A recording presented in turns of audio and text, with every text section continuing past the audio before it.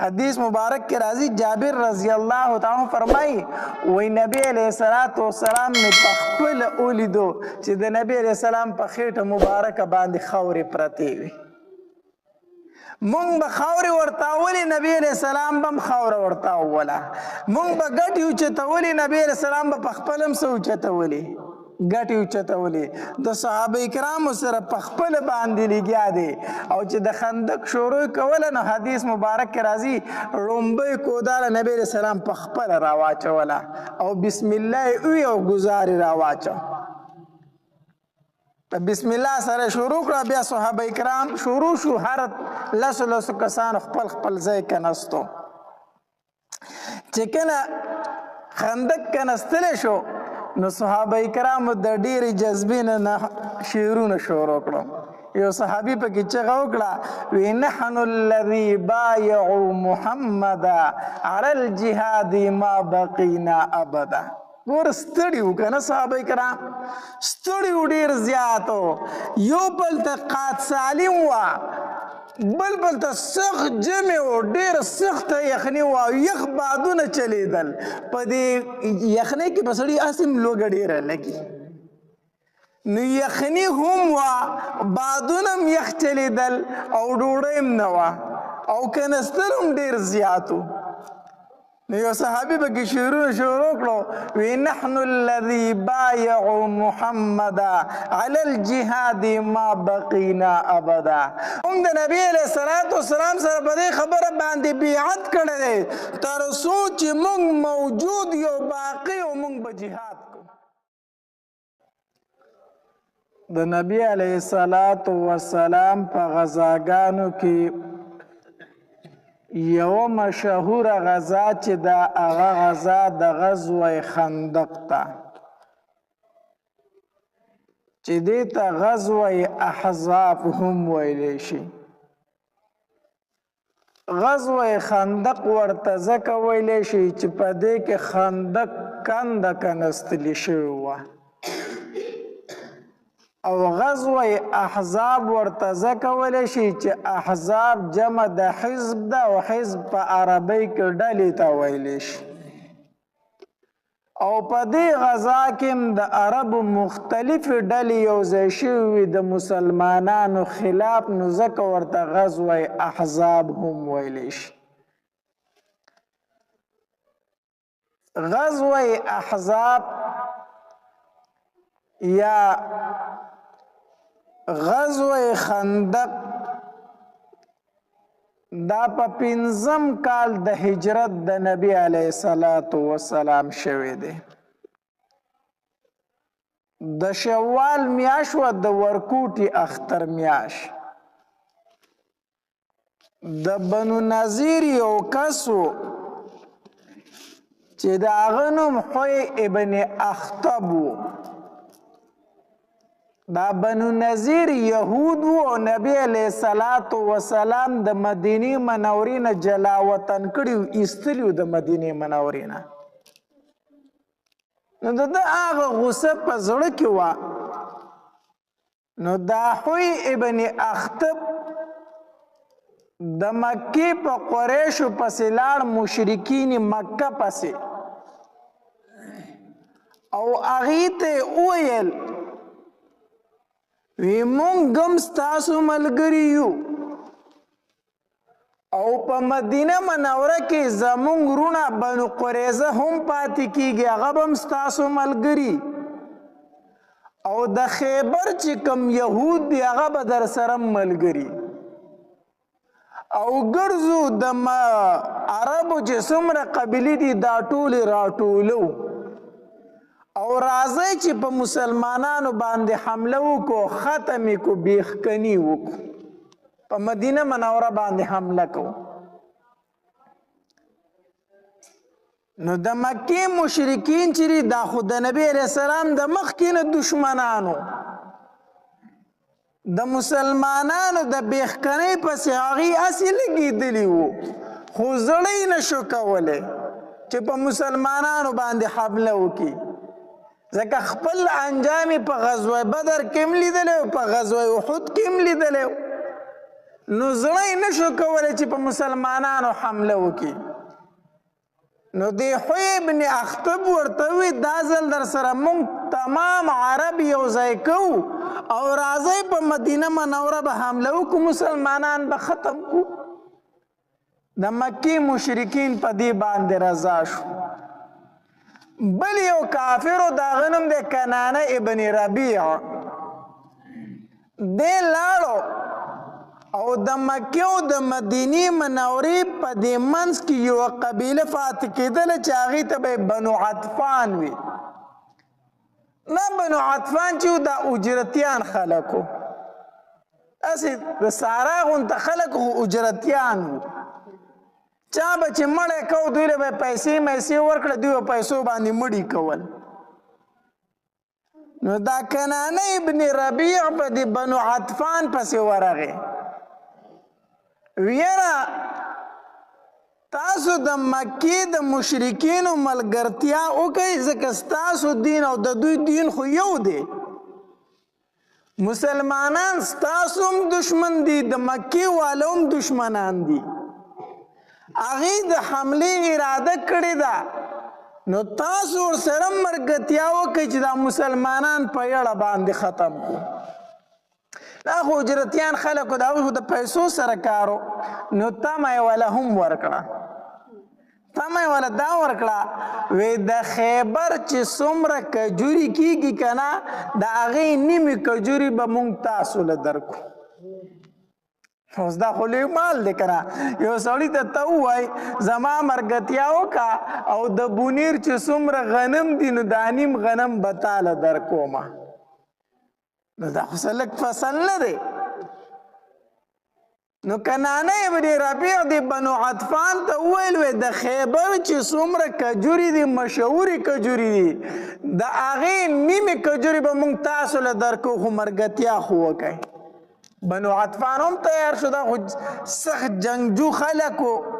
مړي به یې په پیسو کول، بدماشان به یې خلکو له ورکول په پیسو باندې. دوی ورسره ملګري شو. دلته نبی علیه الصلاة والسلام ته خبر راورسېدو چې یاره بنو نذیر یو چال چلولی دی، هغې په خپله خوم د خیبر یهود هم، د مکې مشرکین هم، بنو عطفان هم،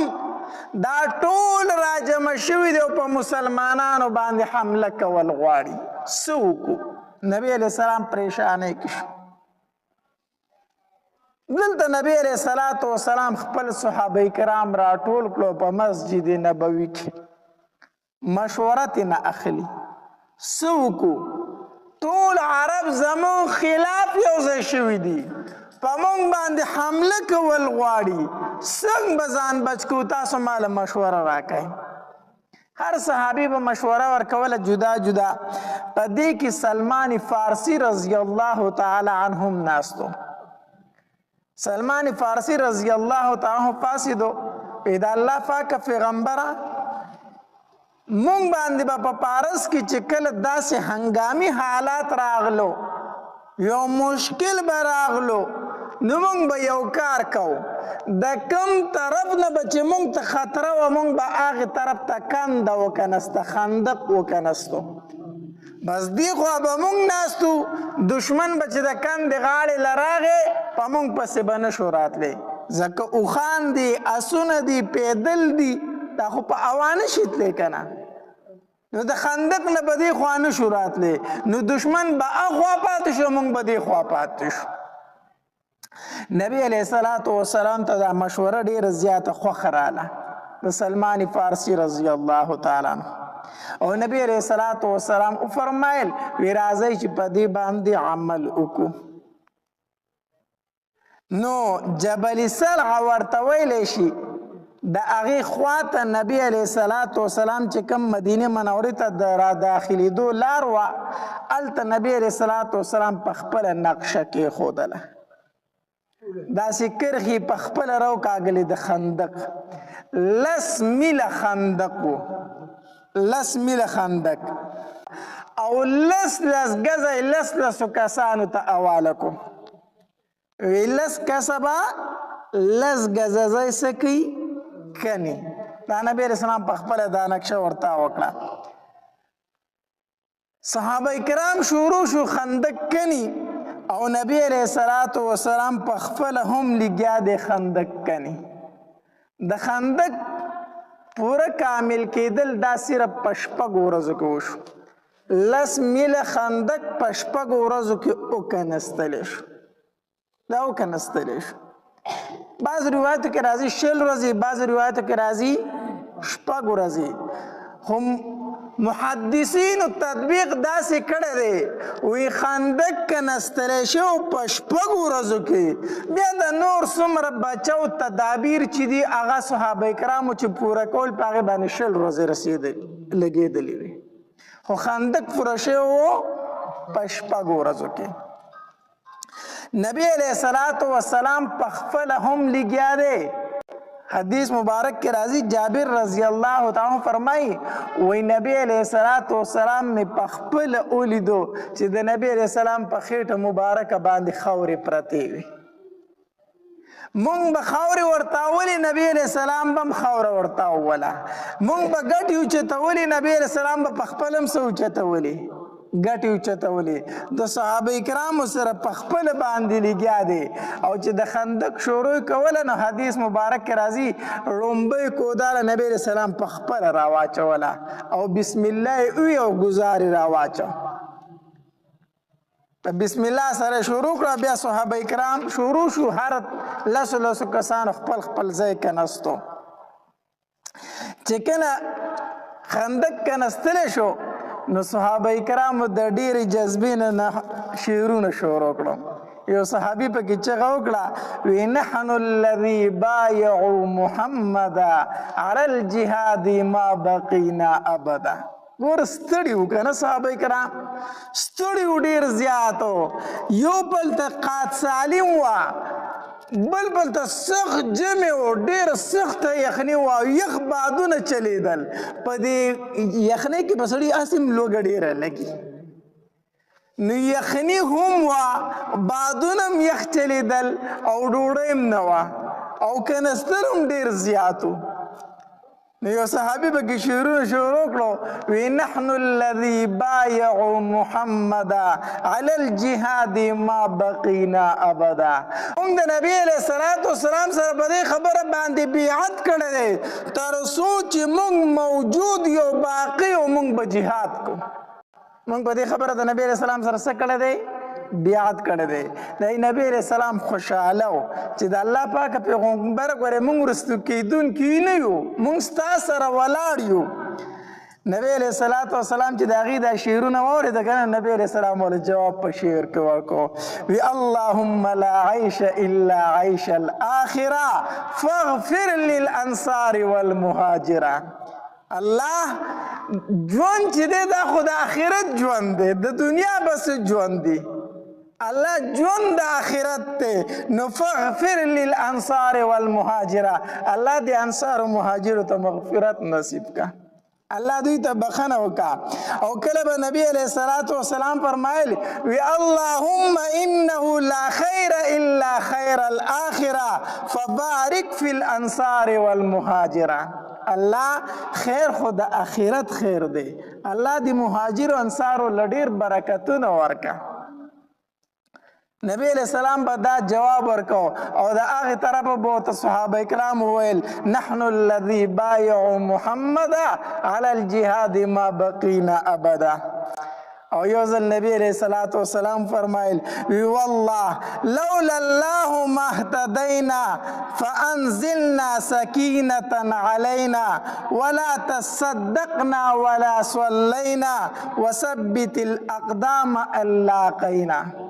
نبی علیہ السلام فرمایل وی الله کو تا مونږ ته هدایت نه وی کړی که نه،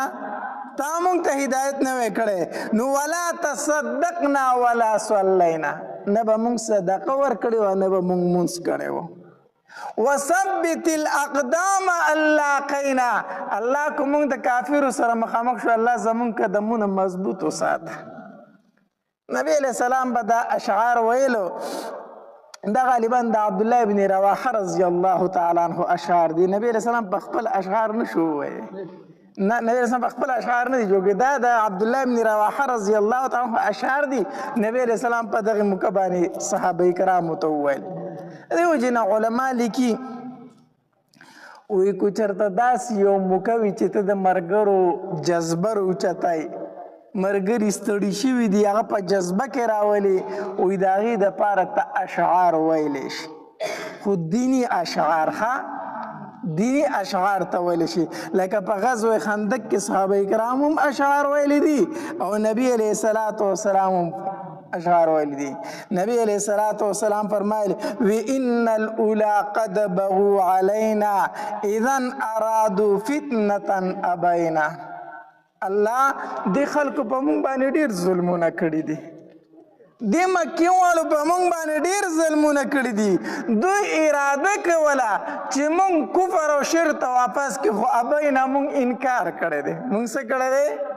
نو چې نبی علیہ الصلوۃ والسلام به فرمایل ان ارادوا فتنه ابینا، دوی اراده کوي چې مونږ کفر ته واپس کړو، مونږ انکار کوو. نو صحابه کرام به سره په جواب باندې په تیز आवाज وی ابینا ابینا، مونږ انکار کړی، مونږ انکار کړی، مونږ کفر او شرک ته واپس نزو. دا اشعار به ویل نبی علیہ السلام او صحابه کرام سره برغلګیو. دیو جن علما لیکي وی چرته داسې یو موقع وي چې پای کې مرګري ته په جذبه کې راولي، خوشحالی یې، نو ته دیني اشعار ویلی شي، دینی اشعار ته ویلی شي. ها داسې اشعار من دي چې په کومو کې د ښځو صفت کیږي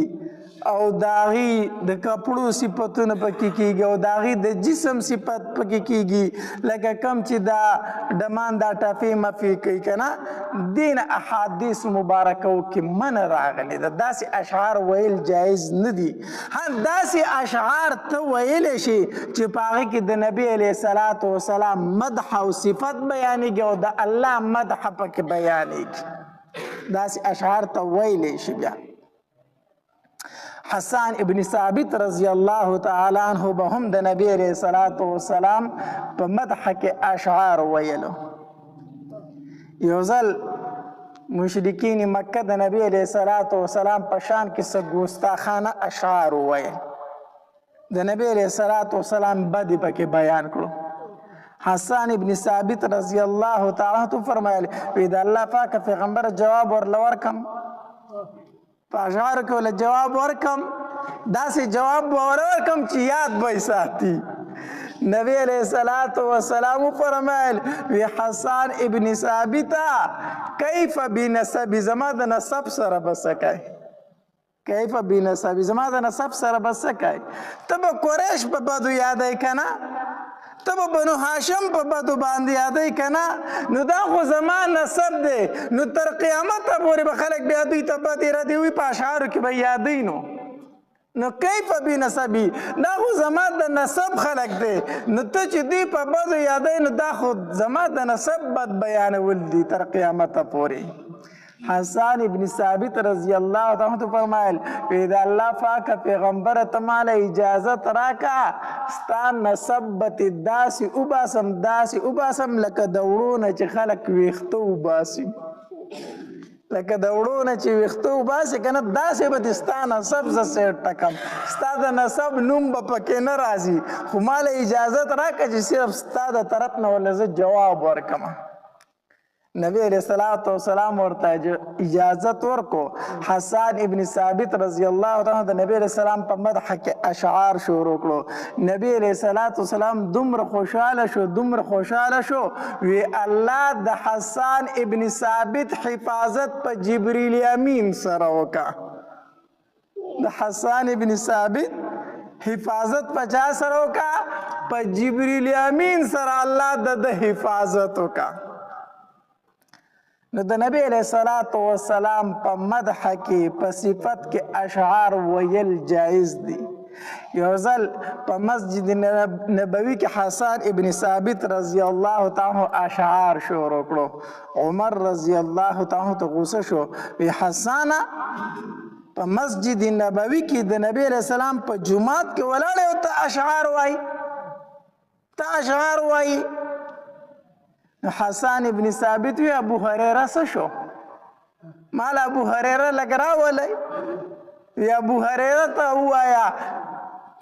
ابو هریره ته ووایه حدیث چې ما په دې مسجد کې د نبی علیه الصلاة وسلام د وړاندې اشعار ویلي دي او نبی علیه السلام ماله داد را کړی دی، ما ته شاباسې را کړی دی. نو علما لیکي چې په مسجد کې داسې اشعار ته ویلی شي چې پای کې د نبی علیه الصلاة وسلام صفت بیانېږي. د نبی علیه السلام په کیسه بیانېږي، صفت بیانېږي. ها نو دا نعتخوانان چې کمی د دوی قدر پکاري، د دوی عزت پکاري، خو هغه نعتخوانان چې کم نیکمله نعتخوانان نیکمله نعتخوانان چې د نبی علیه السلام صفت بیانوي، مدح بیانوي، د هغې عزت پکار دی، د هغې احترام پکار دی. ها کم کسان چې نعتونه د ټپو په طرز باندې کوي، داسې نعتونه او داسې نظمونه ویل بیا جایز نه دي چې هغه د ګانو په طرز باندې نعتونه وایي، نو داسې جایز نه دي.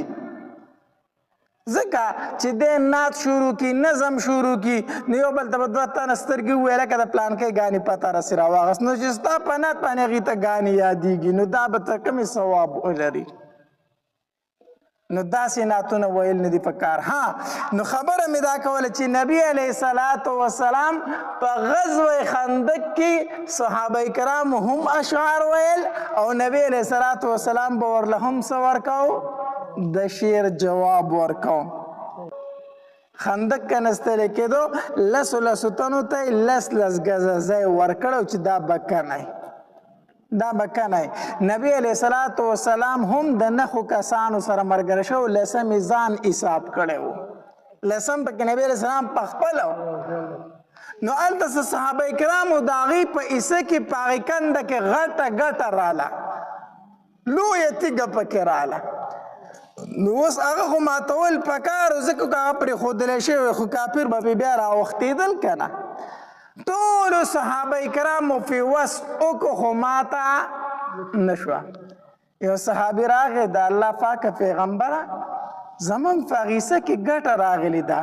ټول ملګري پرې ستړی شو او ماتېږي نه. نو نبی علیه الصلاة وسلام ورته وفرمایل وی زه درکوزېږم، زه درکوزېږم. راغی نبی علیه الصلاة وسلام پخپله او داسې هغه پلکي یا سخسوره یا هر شی هغه یې راواغستو. چې هغه یې راواغستو حدیث مبارک کې راځي، جابر رضی الله تعالی فرمایي وایي چې نبی علیه السلام ګزار را پرېښوده، زه ډېر سخت خفه شوم، زه ډېر سخت خفه شوم. ځکه خفه شوم چې نبی علیه السلام داسې لاسونه مبارک اوچت کړه که نه، نو د نبی علیه السلام خېټه مبارکه ښکاره شو، پای پورې ګټې تړلی شوې. نبی علیه السلام ګېډه پټه ساتلې وه، خو چې داسې لاسونه یې اوچت کړو ګېډه مبارکه ښکاره شو، پای پورې تیږه تړلی شوې وه. دا ګټه ولې تړلی کېږي؟ سړی چې کله ډېر زیات لوږی که نه، نو وایي په دې ګېډه کې مې دننه سم اور بل دی. سړی چې ډېر وږی شي دا ګېډه دننه سوځي که نه، نو دا ګټه چې دا لږه یخی، دا د ګېټې له یخوالی ورکوي. او دویم دا دی چې خېټه بالکل تشه شي د ملا سره ولګي، نو بیا بس نیغ ودرېدل مشکل شي بیا، ځکه چې دا ګېډه لاړه شي د ملا سره ولګي. نو داسې ګټه یې پرې تړلې وه چې د خېټې دا چیپړوالی پرې لږ ختم شي، دا پرې لږه ډکه شي داسې. وی نبی علیه الصلاة وسلام په ګېډه مبارکه پورې ګټه تړلې وه، زه سخت خفه شوم.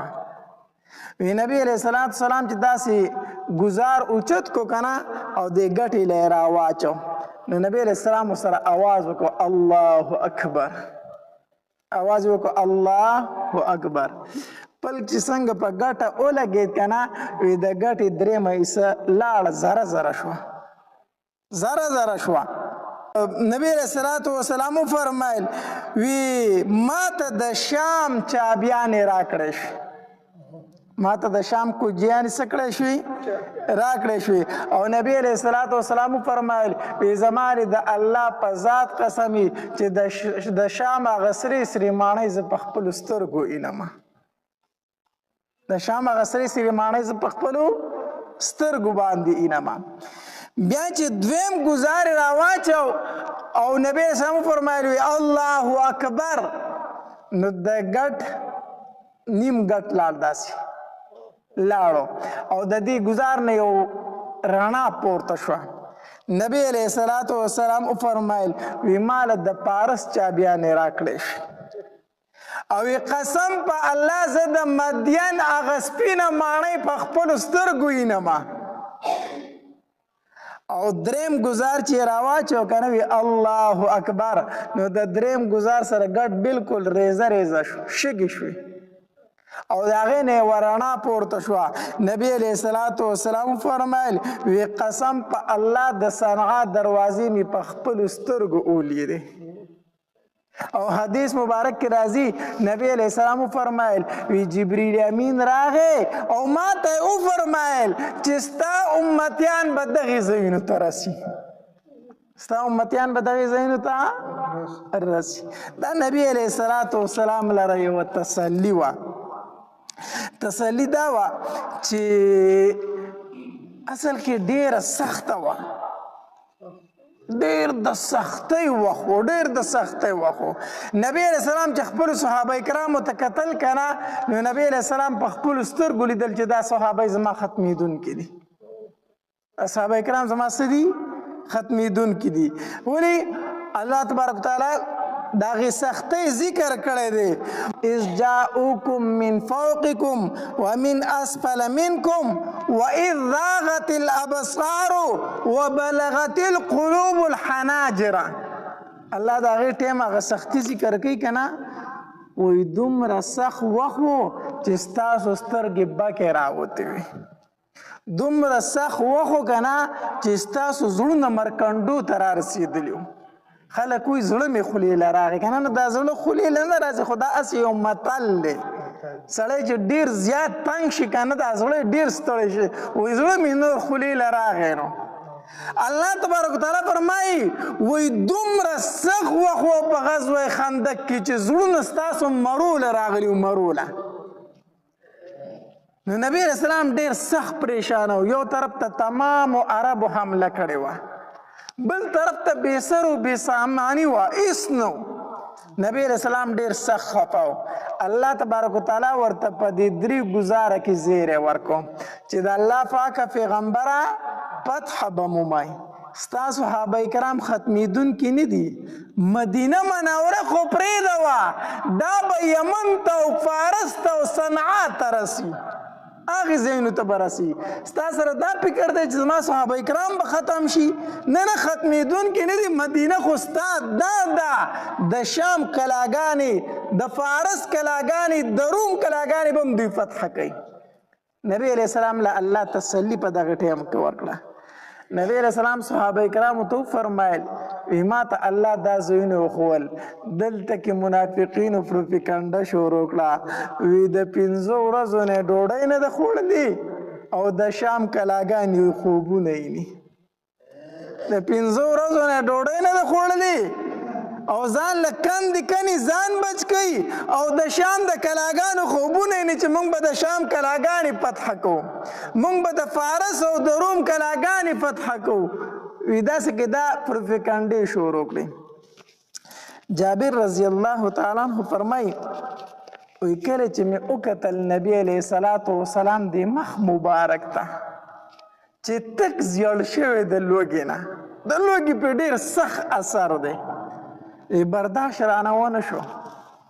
لاړم کور ته خپلې بیبي ته مې وي چې په کور کې څه شی شته دی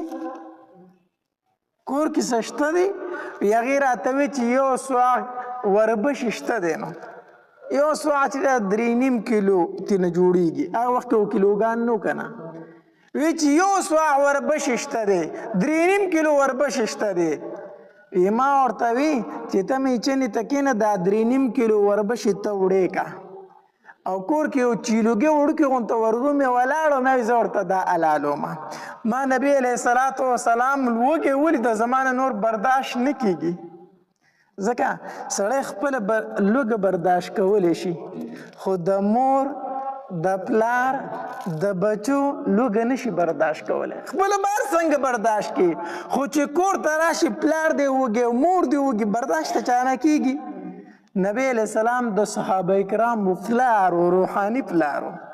زمونږ د ټولو روحاني پلار دی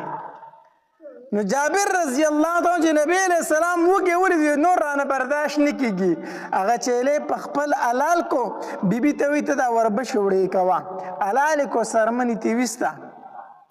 وی زما چې نبی علیہ الصلوۃ والسلام ته وامه چې یاره ما لږ پخلی تیار کړی هغه بیبي وخیاره وه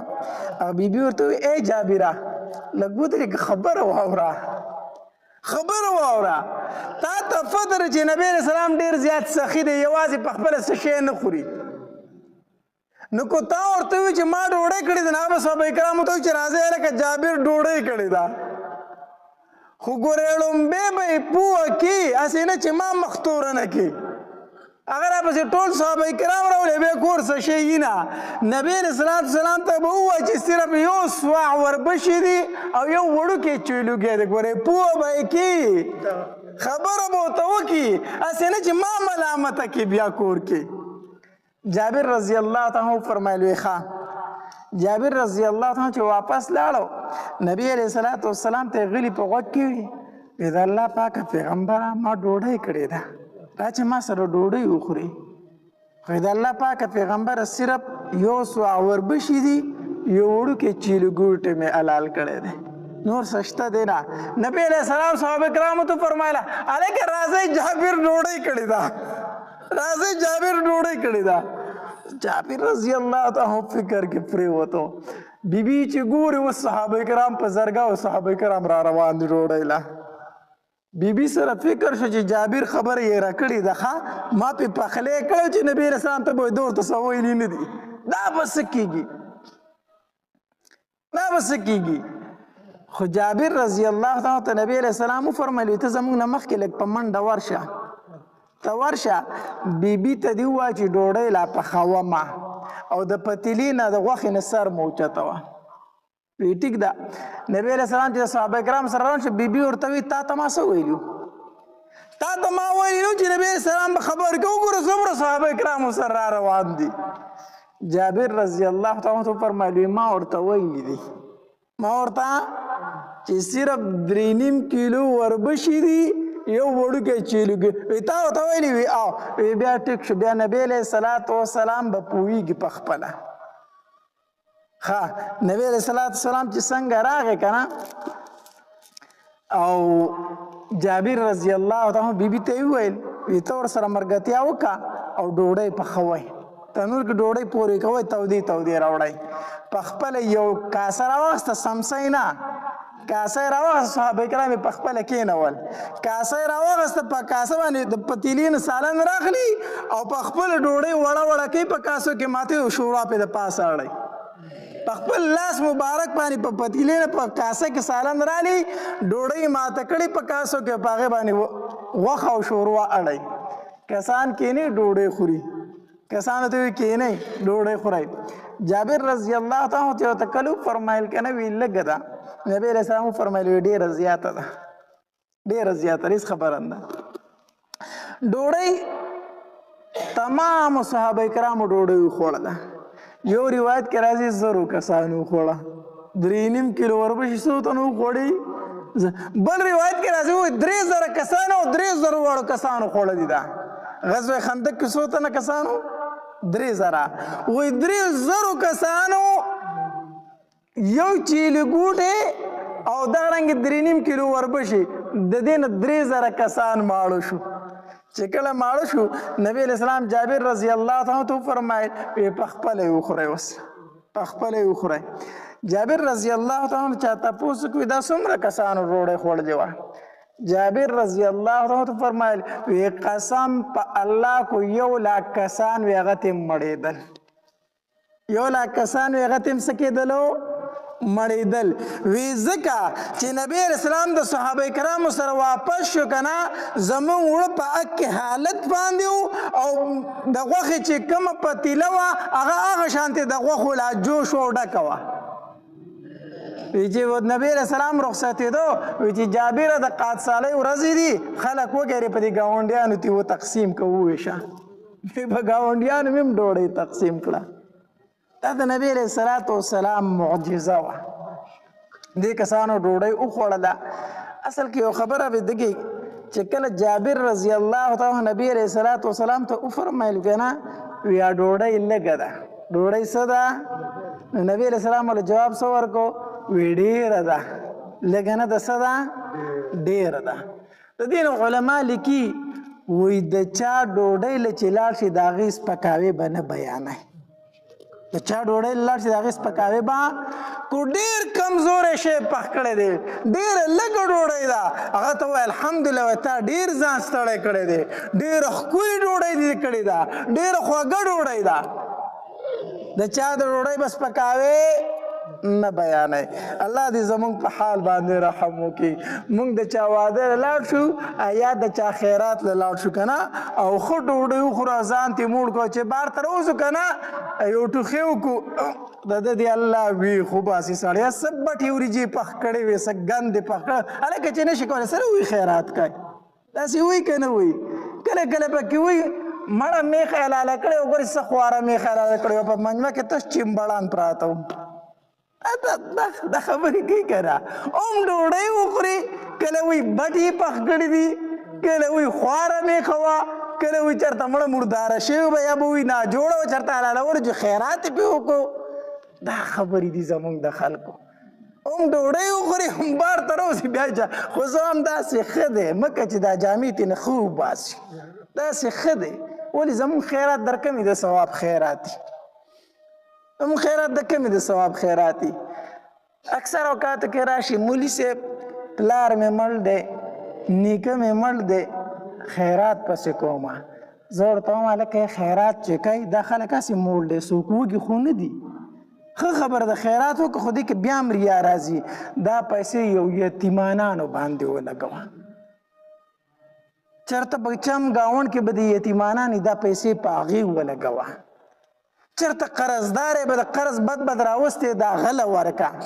دا پیسې په مسجد کې ورکه دا پیسې په مدرسه کې ورکه یاره مولوي صاحب ښه ده خو خلک وایي چې به پلار پسې اډو دوړه ونه کړه نو ښه خبره ده خلک به وایي چې به پلار پسې اډو دوړه نو هندو ستړی خدای ناراضه هندو ستړی خدای ناراضه ستا پیسې لاړې او پلار ته دې میشې ونه رسېدو هسې دې خلک موړ کو پلار ته تا چې دا وي یاره خلک وایي چې اډو لوګې پسې ونه کړه اډو دوړه پسې ونه کړه دا ته د الله د رضا دپاره کوي مخکې ورځ کې ما ته هلته مسله راغلې وه به هر حال ما ته مولي صاحب کومه خبره بهتر ده بهتر دا چې په جومات کې ورکړي یا په مدرسه کې دا پیسې ورکړي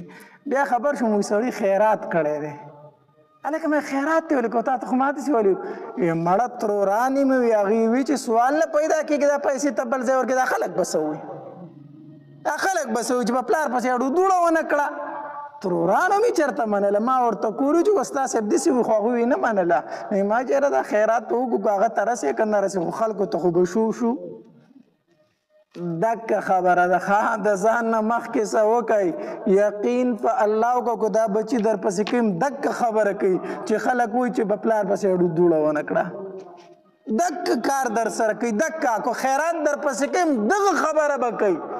چې دا خلک به وایي چې په پلار پسې اډو دوړه ونه کړه ځکه پسې کوم تا ته ثواب در رسي نه د سره درته هم نه در رسي خو د خلکو د خوشحالولو دپاره وکړو نو ته چې خیرات په دې نیت باندې کوي نو خلک به در پسې خود خبرې کوي نو څوک وایي مرداره یې پخ کړې وه او څوک وایي تس چمبړانو په مجمع کې او څوک وایي بټې یې پخ کړې وي او څوک وایي لوګی یې پکې بند کړی و او څوک وایي ډلې پکې اچولي دي او څوک وایي خېټه راله خرابه کړې ده دکه به در پسې بیا کوي چې داسې خیراتونه ته کوي ښه خبره داره چې دا پیسې راواله یو لاس تر بله خبر نشي دا په مدرسه کې ورکه دا په مسجد کې ورکه په مسجد کې به د مونځ پوزې نه او دی وایي زه خیرات کومه ٹھیک شو کو ته ورته ویله که د مونځ جومات له به پوړونه واله نو جومات له به پوړونه واله خو بیا دې نه خلک نه خبرېږي که نه ټیک شو دا ثوابونه نه کیږي نو بهرحال خبره مې درته څه کوله نبی علیہ السلام عادت مبارک داو چې د حلال سیز نبی علیہ السلام چرته بد نه دی ویلي حدیث مبارک کې راځي وای د نبی علیہ السلام به یو شی خوښ هغه به پخپله وخوړو چې خوښ پې نو نه به یې وي چې خوښ بس خاموشه به شو زه نه خورم بس دوره به ویل یو شی به یې خوښ نه نو نه خورم